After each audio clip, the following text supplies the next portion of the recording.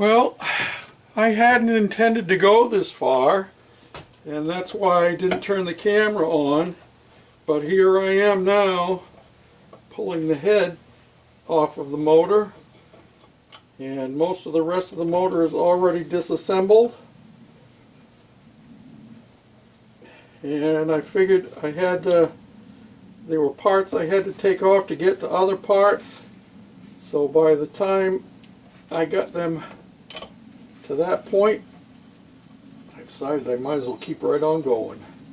And it's probably just as well because I found that the bearings on the crankshaft, and I just knocked that that nut right off.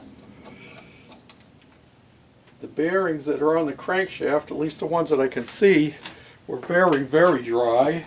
Okay, and I have been trying to get the other plate off the other side of the crankshaft, and I'll show you that in a minute. But it doesn't seem to want to come, and I'm guessing is that it has a bearing that is pressed onto the crankshaft. And while I get the cover to turn and I can get it to slide sideways, it only slides as much as the crankshaft slides. And like I said before, I may not be able to get, oh, that one the stud came right out, may be able to not get this thing back together and running, but that ain't going to stop us from trying, is it? There's the inside of the head. Don't want to lose that nut in the washer. Put them away over here. And like I told you before, I have never gotten into one of these before, so I have no clue what I'm doing when it comes right down to it. And there's the piston. Feels like there's a fair amount of slop in the crankshaft. It is moving up and down there.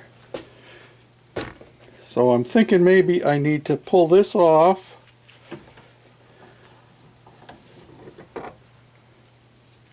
This is the bearing that I was talking about that was dry. It's damp now because I actually had it in the parts cleaner to clean this up a little bit. And you can see the bottom of the crankshaft down in there. Can you see that? There, you can now. And the push rod. Let me crank this down here. This is pretty interesting stuff for me anyway. I don't know how about you all feel about it. This is the bottom end of the connecting rod, and I think I'm going to take that off because see this cover here, this is the cover that I was telling you about. You can see how diminutive this motor is. This cover will actually turn like that, but it won't come up, and I can pry it up, like I said, about 1/8 of an inch, but it takes the crank with it. So I'm guessing that right inside here there must be a bearing that is attached to the crankshaft, and I can see that there is a bearing down in there. I'm not sure if I can help you to see it, but anyway, I'm going to take the connecting rod off and pull the piston back out and see if by doing that then I can slide the whole crankshaft sideways. You know what I mean? Okay, so I got it turned around now, and you can see right in here, you can see the two nuts for the connecting rod. Those are 5/16 bolts.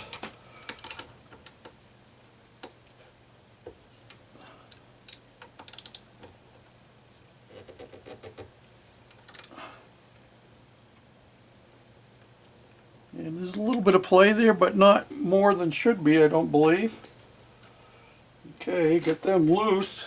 Let me get my speed handle here. I forgot, I don't have a 1/4 speed handle anymore. So what I'm using actually here is a tool that is made for adjusting points on a GM distributor.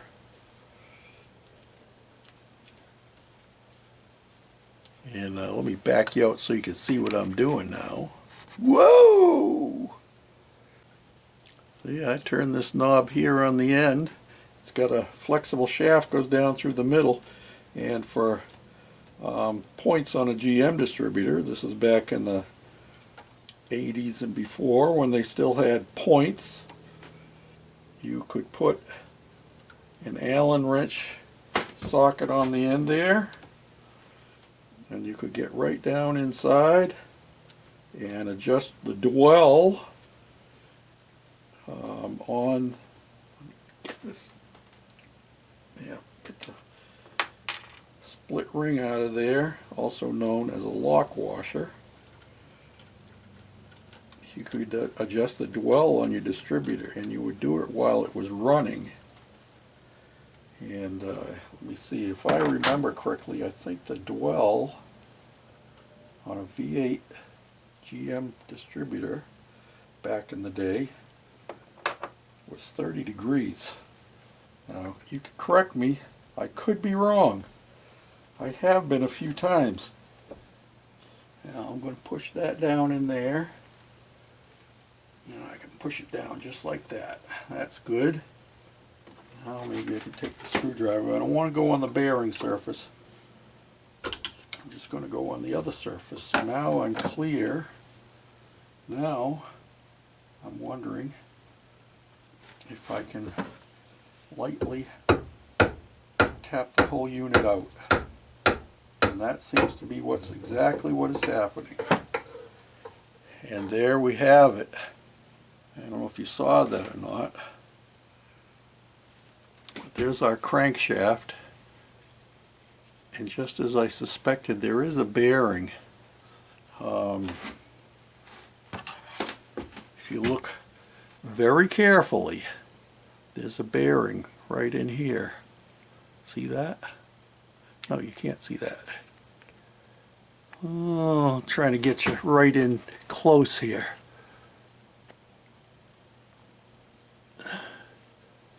See the bearing right down in there? Yeah, well, you have to take my word for it. But it's pressed into this unit here, as well as being pressed onto the crankshaft.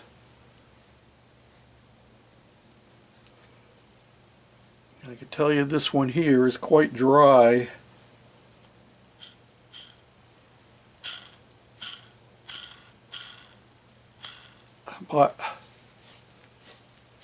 And this one doesn't feel exactly the smoothest, but I'm going to tell you right now, for the sake of this project, I'm just going to clean them real well, and I will squirt some oil down in there, because the way they get lubricated is by the oil mixed with the gas.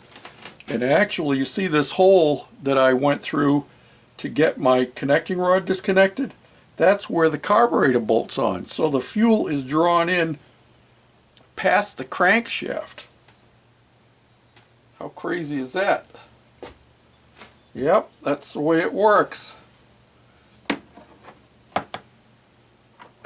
Drawn in past the crankshaft, and then it goes up past the, when the piston gets up high enough. Well, let me see. I'm not that much into two-cycle stuff, but somehow when it gets past there, oh, it comes up into this section here. See that right there? And we'll take this off so you can see it. It draws it up when the piston gets up past there, draws the fuel into that section. Then when the piston comes back down, it'll suck the fuel out of here and onto the top, and when it goes back up again, it'll fire it. And as it fires it, then when the piston comes back down on this side, can you see in there? It sends the exhaust gases out here. So I'm going to finish pushing the piston out. I got to get the head gasket off of here.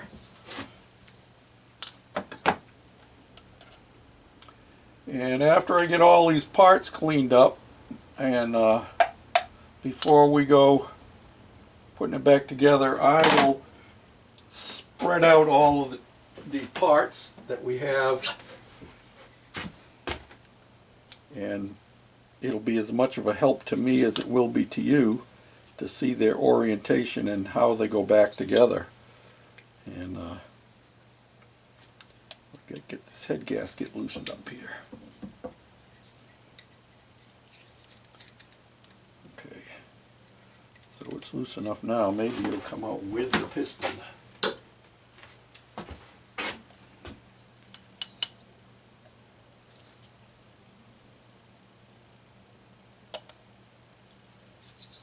With or without it. Gotta be careful because I haven't been able to find only one place online at all where I was able to find points and condenser for this thing. So you can imagine no places to find oil filters or air filters, well, not oil filters, air filters. Okay. Now you can see on this side here, this is the intake side. See that? When this piston goes down and it collects the fuel mixture here and then it goes back up, it'll push it into this area here, which I'll take off after. And then as the piston goes back down again, it'll allow that fuel mixture to go out. And I noticed one thing. It looks like the top piston ring is stuck. So it's probably just as well. We'll clean all of this stuff up and see if we can get it so it'll be usable again. And I see something else going on. Anybody else see the problem? Get this gasket out of the way here. Part of the ring is stuck and part of it is not stuck. But you see another problem right there? I don't believe that those 3 piston rings should be lined up like that. I could be wrong. Maybe one of you guys knows better. Is that how it allows? No, that can't be right, because that would be a compression leak always happening. And I can see where there's been a problem with some kind of gunk. Scratched the piston there. But yeah, this side is loose, but the other side is stuck. The 2 bottom ones, well, the very bottom one is stuck too. So we'll get them cleaned up. Make a good shift knob if nothing else, huh? We'll get all this stuff cleaned up and see if we can make it like new. And I wonder what the cylinder walls look like. If you look down in there, let me bring you down a little bit lower. This is interesting stuff for me. Like I said, I don't know much about 2-cycle stuff at all. If you look right there in the cylinder, can you see the holes there on the side of the cylinder wall? That's the side that gets the intake, the fuel mixture. And then if I turn it around and you see the exhaust port right here, in fact what I'll do this time, you could see the holes on the exhaust side because you could see the light coming through them. So that's how that works. Now we'll take all this stuff apart. I'll take the rest of the crankcase off of the cylinder and we'll clean it all up. My original intention for this project was hopefully just to get it running and do a light cleanup on it and throw some paint on it so it looked good. But, well, we're getting into it now. And one of the things I can see is that one of the exhaust ports down in here is plugged up quite well. More than it should be. A lot of carbon built up in there. So we'll get that cleaned out too. Alright then. Well, there you have it. There's our cover that comes off of what we'll call the intake side. And there's the intake ports there. And I see that there's a larger hole on the bottom. And I also noticed that on the piston, it has an open part on the bottom. So I don't know exactly how it works. I'm not up on all that stuff. Like I said, I've never tinkered much with two-cycle stuff. Some of you motorcycle guys would know more about this than I would.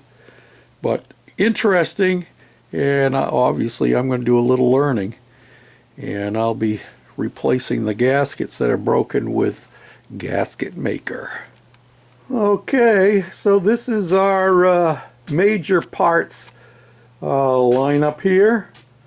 All our minor parts are over here, nuts and bolts and so forth like that. But this is the base here, and technically speaking, the only thing you really would need this for is to mount your pull starter on. Otherwise, if you had another way of starting it, which we could if we were going to use it for something, otherwise you wouldn't need this, and you would be reduced down to this part in here with a flywheel and so forth on it. But there you have the major parts, your crankshaft versus your muffler and the exhaust manifold. And this is the whole, what do we want to call it?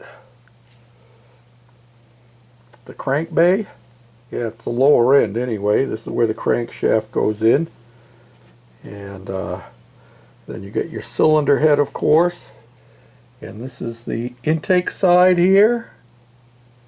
You can see the hole there. And this is the exhaust side here, and you can see that some of those holes are pretty plugged up. Not too bad. This is your piston, and this is on the intake side here that it has this hole. Whoop, I almost dropped it. You can see it is kind of scuffed up here, and we'll have to get those rings loosened up. The only one that's completely loose is the middle one, so that would have affected our compression. Top one's stuck on one side and the bottom one is stuck on one side. And your cylinder head, of course, it's got lots of gunk in there.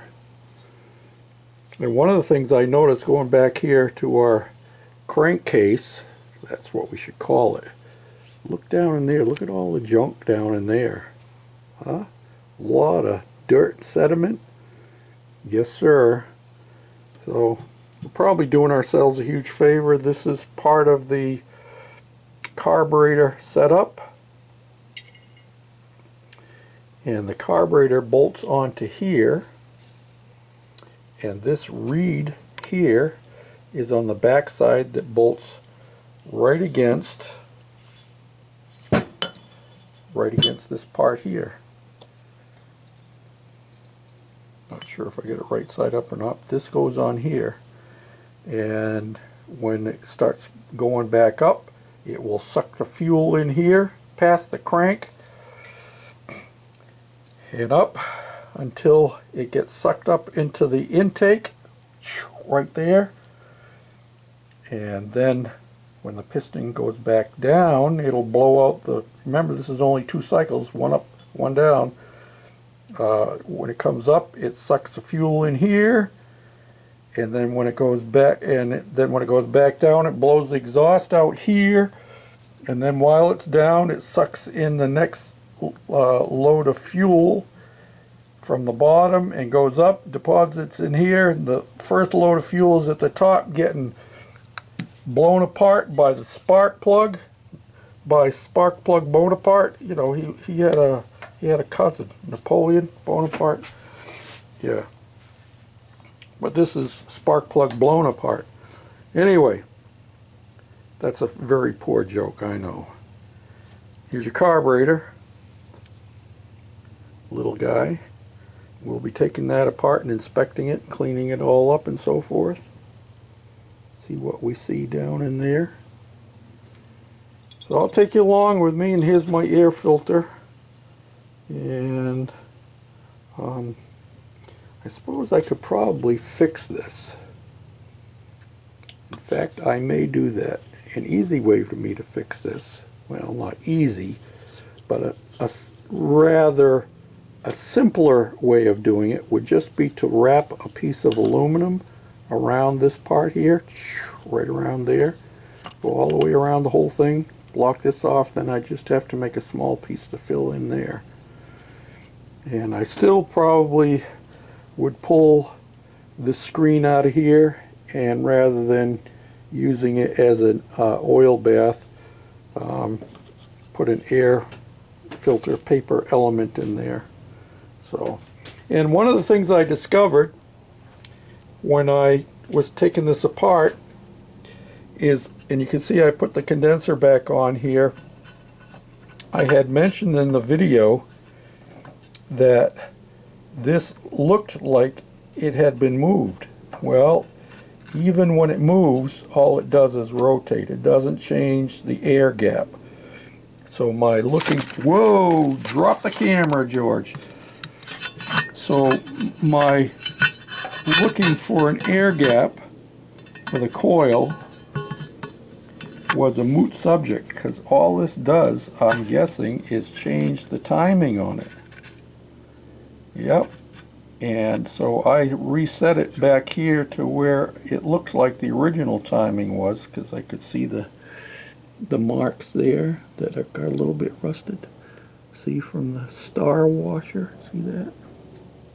Yeah, so I put it back there, but that didn't make any difference. I still got no spark. So we're going to go with the electronic ignition. But anyway, that's it for this week. There's the lineup.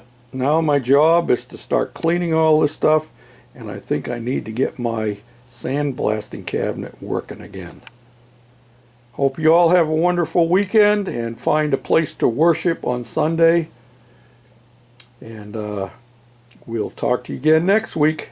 Bye for now.